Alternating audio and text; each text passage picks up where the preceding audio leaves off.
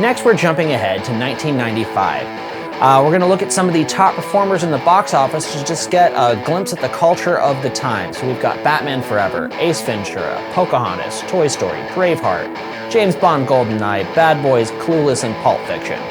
So many iconic films across so many different genres. This was a great year for creative work in American culture. A lot of top-tier stuff happening and a lot of people going to the movies.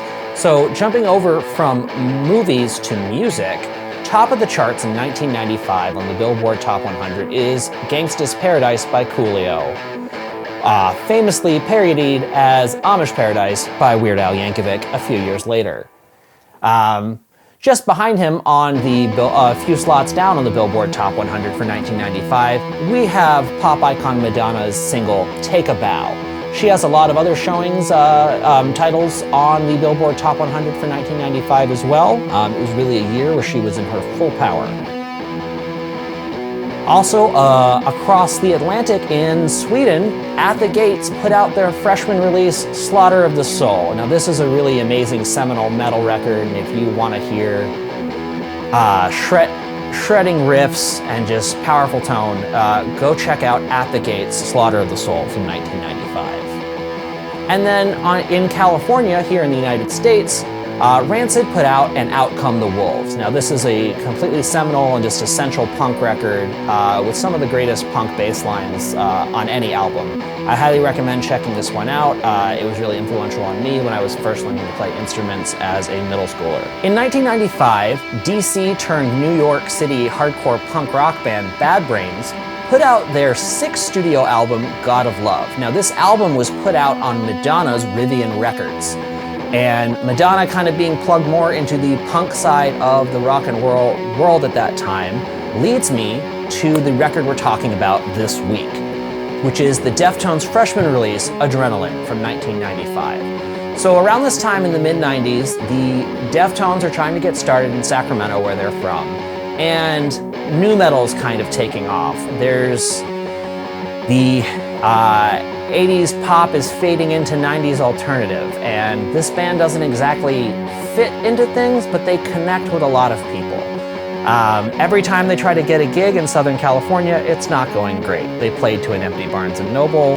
The Deftones had some unexpected luck at a music showcase in Los Angeles that they played. The headliner that played before them took all the crowd with them when they went off stage, and so only about 7 to 10 people were remaining in the crowd when the Deftones played. But they still played to the best of their ability to the empty room, out of respect for the people that were still there. One of those people still there turned out to be in Madonna's inner circle.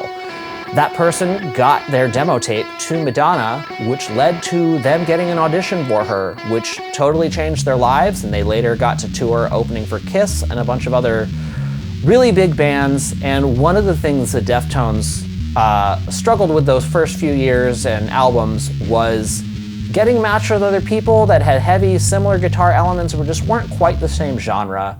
Like I said earlier, a lot of people will associate them with the nu metal music of that time, but I see them as a little bit more of an intersection of punk and hardcore and shoegaze at that time. It's a lot of palm muting and effects, and there's a lot of reverb, and the vocals just sound very distant and buried in the mix. This music really connected a lot with the skateboarding scene throughout the United States, and at least for me, the people on the younger side of Generation X really, really loved this band, and there's just countless musicians here in the DC area that I worked with growing up that were just a few years older than me that were always in a Deftones shirt, and they continue to have a big impact on a lot of people.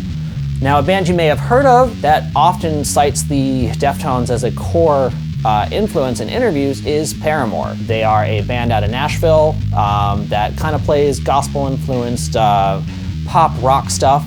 It's a lot of fun, and if you get into playing it as a bassist or guitarist, you might find it is deceptively more complex music than you're expecting it to be. So go check out Riot by Paramore. It's a great record by them. And then once again, I'm going to remind you, I have a show Friday, February 28th at the Salisbury Center in Manassas, Virginia, with Around the Fur, a Deftones tribute band, Prime Moose, a Primus tribute band, and Ryan Ramone and the Cretins, a Ramones tribute band. And cover is $20. Doors at 7 p.m., show 8 p.m. Find out more about it on my website.